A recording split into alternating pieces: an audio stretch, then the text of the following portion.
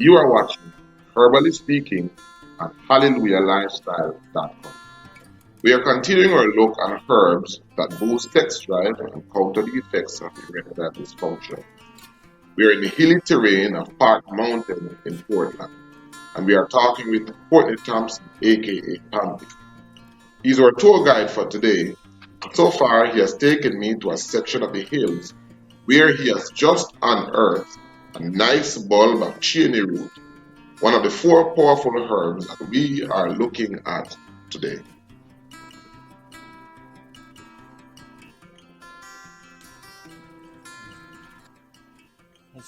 This It like is one. soak water. Alright. I'm gonna show you that. So Fresh it's a cross section of it, but this one is not so healthy enough because Let me show you this one. it right. So This is what there's it looks right. So this is what it looks like. This is what a healthy uh root from cheney root looks like. Alright. And sometimes some persons will powder it. So it has a white powder. Yeah. Mm-hmm. A white powder. Alright. So this is what cheney root looks like. Yeah, So I do the powder, you know. oh, you, I do the powder, but because of me not really having a machine, yeah, I just work with a mortar. So I just do like a certain portion, like you know what I mean? Maybe like a pound or a 2 pound. And I package out in small package. So I don't really like do a whole lot. do a whole lot. Well, hopefully, But time after time, still, yeah, I keep doing it. So there are times where I always, have a lot. yeah. And hopefully from the persons watching, persons will want to order the powder. Yeah, so I'll be available to make some powder whenever they're ready. All right, guys. So you heard that. So as I said, this is all wild crafted. It's grown in the wild, and these roots have no fertilizers. They have no chemicals. not As a matter of fact, there are no farmers anywhere near here this area. for there to away. be fertilizer leaching in these soils. Yeah, no, All of what is grown here is all natural. all natural. Natural. Lot of stone, you know what I mean? Yeah. But you know, what we know is that most plants that grow in among stones like this Yeah. is usually good for the nerves. Yeah. Yeah. And, So this is very good for your nerves, you know. You see, when we drink this, me not have a restless night. yeah. So it's a tonic. Yeah. So it's not only for sex drive, but it's a tonic for Yeah, for help the people who nerves. work hard. Yeah. Yeah. And it goes on because see, if right now if me clear the whole of here, Lot of roots underneath it. yeah, I'm start digging now, I start finding connection because sometimes on the early part of it like this, this is how it show you. It's that little piece here. So if you dig and you see this little area here pop off, you will say none leave under there. But if you know about it and you continue to dig now, you can see it tube off again. So this gone in a bigger tube and then sometimes go on a branch off and branch off. So sometimes one place you can find a lot of it. You Okay. can find plenty of it. So like here now, if I should clear away all these stones, maybe You would you can find a whole bag. or maybe a half bag right here. But that's how it goes, you know. It go away and then it tube away to sulfur area and it runs. When you find sulfur area branch again, so you know it keep running all over. Okay. So this is it. So you say it looks similar to the sarsaparilla. Sarsaparilla. So when you find the sarsaparilla now, you're gonna see the vine looking just similar. Is it the sarsaparilla? Does it grow thorns on it too? Yeah. But the sarsaparilla now, when you pull this, you find a small little tube, maybe in a big like this. And they send off a lot of roots, plenty roots. I mean fine roots like these, a little bigger than these, but you know a lot of them. All right. So let's see if we can find some sarsaparilla. All right, so I think we should head back down to the area where I show you the Rahman and the Piran. Okay.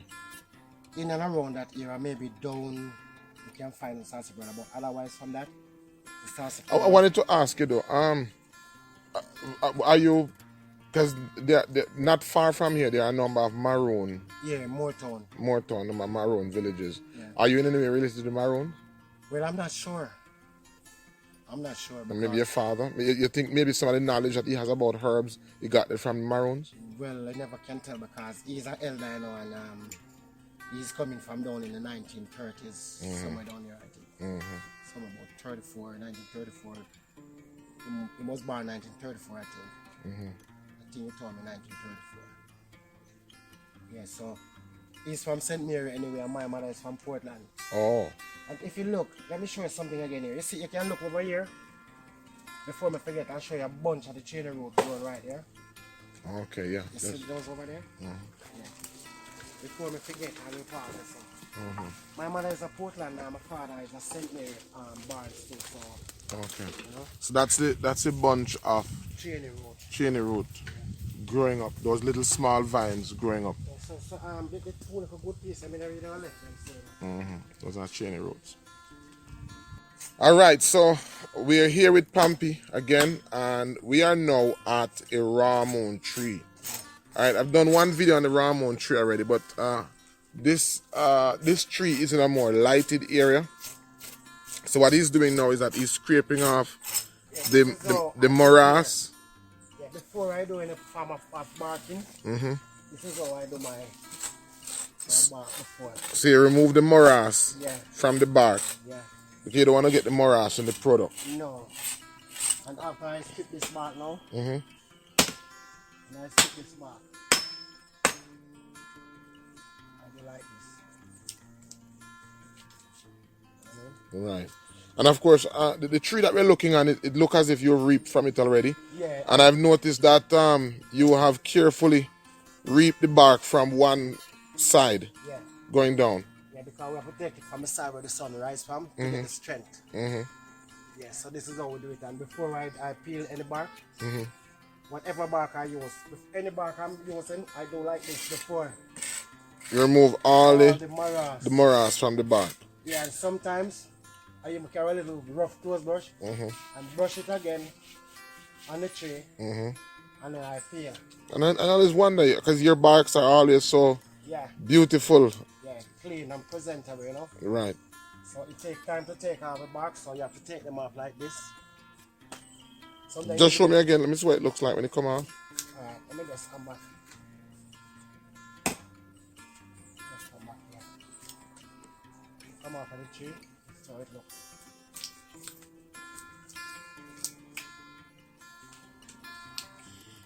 And of course, this is Rahman, and Rahman. Let me see what it looks like. That's the inside of the bark, and this is the side that I just cleaned. Right.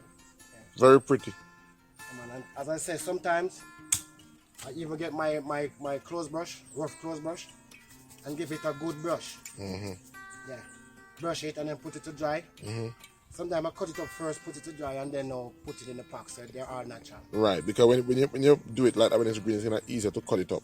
Yeah. Than when you leave it to dry. Yeah, when you leave it, when it dry and you're chipping it, they fly away. But once it's green, you just stop and, you know, go through. Right. So as you were saying that, you know, you practice responsible harvesting because, as we know, something we're doing health things, our healthy things we're trying to do, so we have to make sure it's clean. Right. But some environmentalists have said that Rahman is so scarce that it is possibly running the risk of going extinct. So in harvesting of it, you want to ensure that you're able to come back and harvest again. Yeah, so we never go around. Right. We never go around the tree. So you take from the side of the sunrise. So the cool side is always there to spread back the bark. Yeah, bark around the tree. Right. Yeah, so over the years, that's how it has been. And this is just one of this is just one of the many trees that you would have been reaping from. Yeah, this is just one of them because sometimes, as I say, further down in the gully or further around in the mountain, we find other trees. So. But how easy is it to find Rahman? Is it easy to find it here up in? Yeah. So you can maybe it take you a while to find, but you will find it in this mountain. It's here. If you notice all our way going and coming, this is the only one so far, you know, we buck up here. Yeah, but there are more around still. There are more around because I know even further down in the gully there we have more. Right, and I know that even another young one over there spring up right here. Right. So let me just see if I can do a shoot of it going all the way up. Yeah, I'll get the leaf to let persons see the leaves. It can grow up to 30 meters high. Yeah, and this is a small tree, even while we speak right now, because there are bigger trees. With bigger trunks. Yeah, with bigger trunks. This is a very small one right now, but because it's close by with us, we still use it because once it's... Are there many persons in the hills here who know these trees and who harvest from them as well, or are you the only one you know of? No, because most of these people, they don't really go into the hills. Sometimes maybe somebody might want a little piece and somebody who know it, just chip a little piece for them. Yeah, but people don't really like bark on these trees in this era. Okay. Yeah, very rare you find somebody go through looking at bitter roots. You know, and this tree is like mine. Right. If you notice, this is where I work, and I'm coming back now to wake up at this area, so I'm going to be cutting all away this tree from around it. So this is going to be preserved. Right. Yeah, I'm going to preserve this tree. So when I cut all those from around it, this one is going to be left intact. And you showed me even a bigger one, somewhere over there. That's a Puran tree. Oh, that's we're a going Puran over to tree. the Puran tree now. All right, so we're going over to the Puran tree. Yeah. And all right, so we're here with Pampy, and I don't know if it's a stroke of luck, but we were wondering if we were going to find any Sarsaparilla, and lo and behold, on our way to a Puran tree, we found not only one, but we found about two, maybe more healthy roots of Sarsaparilla, and we're just clearing away now so that we can dig it up. But if you look on the Sarsaparilla, the leaves look pretty much just like they look pretty much like the cheney root, with the exception that the leaves are a bit longer. So they look like yam. They have that same yam looking leaf structure, with the exception being that the leaves are more elongated. All right. So right now Pampy is going to attempt to dig up. If you notice, the thorns, and also the thorns are different. Are much More yeah, the thorns are much longer as well. So this is definitely, even though they're similar, these are two definite distinguishable signs from the Sarsaparilla and the cheney root. All right, so we're gonna try to dig it up now. Yeah, so this is where the Sarsaparilla comes from.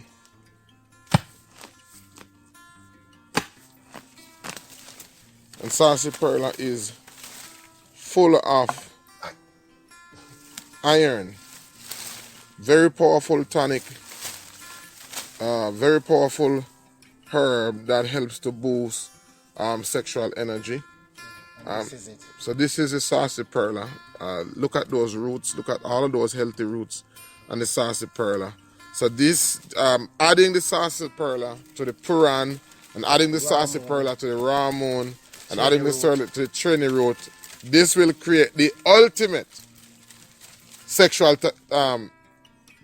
tonic, right?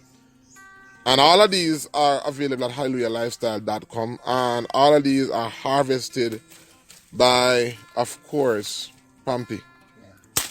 So, guys, so that's what. So that's what. This is where it starts.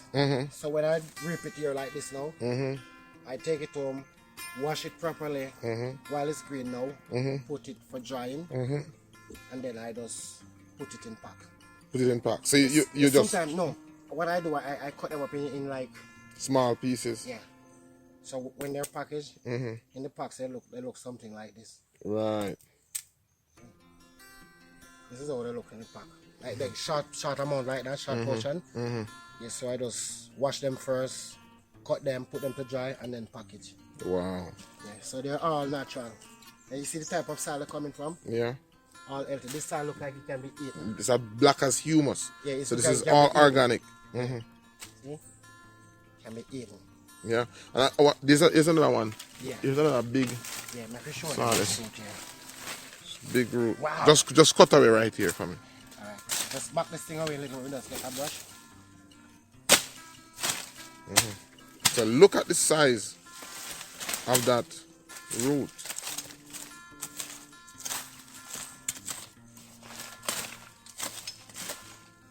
Look at the size of that root. Huge.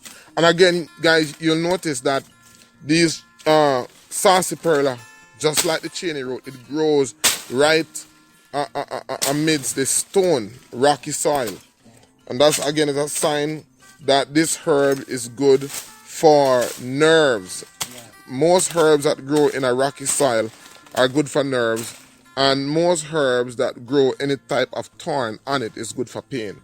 So these are powerful when combined together. If you're having any type of impotency, or if you have any type of issue maintaining your erection. So you're gonna get that one out too? You want to take this one as well? Yeah. Because I'm going to make a chop with these, you know. Yeah, man. Yeah, man. So that's how we have to get these herbs to you guys. We wanted you to see just what we have to go through to ensure that you're getting the best quality herbs. As I said, we are way above 1,200 feet above sea level in the hills. It's so cool. It's so cool up here, all the way up in Park Mountain. All right, so there's another root of the sarsaparilla. All right, so we're here with Pampy again, and we actually found a puran tree. And for those... Yeah, I used to work with this tree already. So you've worked with this? So we noticed... I worked with this tree before, several times. And we notice that the bark is actually growing back right now as we speak. Yeah. So... And as you said, I noticed there's only one side of it. Yeah. On the one side. So that has been harvested from. Yeah, sometimes other trees there, other time, way out on the common out there. Guys, this is, let me just show you exactly where we are. This is really, really steep hillside. Very dense forest. Very cool. Very dense forest. As you can see, as Pampy said, he's basically reaping from just one side of the plant. Alright, so as you can see, he's reaping from basically one side of the puran tree. And as he said, that he has reaped multiple times from this particular tree. And right now this tree is left to heal, and then more than likely he would have moved on to another tree. But he's going to show you, as he said, in all instances, whenever he's reaping, what he does is basically scrape the bark first. Because of how on site. Yeah. So because of how dense the forest is, there's a tendency that nearly all the trees that we see here have epiphytes and different morass or mass growing on them. So that's why you scrape it first. Yeah. That's how when you take it from the tree. You know? Then you would just, the bark is very thick. Oh my, so look at that. Look at that. Look at the healthy smell right Oh my goodness. Yes, sir. Yeah, smelling it. It smells like almond. For those of you, our vanilla. Our vanilla. So it smells like a vanilla, or it smells like makes a very nice almond. tea, you know, on its own, you know. Makes a very nice tea, and this is very good for your nerves as well. So when combining all of these herbs, what you have is the ultimate tonic that will restore sex drive in men. Wow. So that's the puran, right? Oh, smells really, really nice. Yeah. And, so guys, that is our show. Want to thank you for watching it through to its end.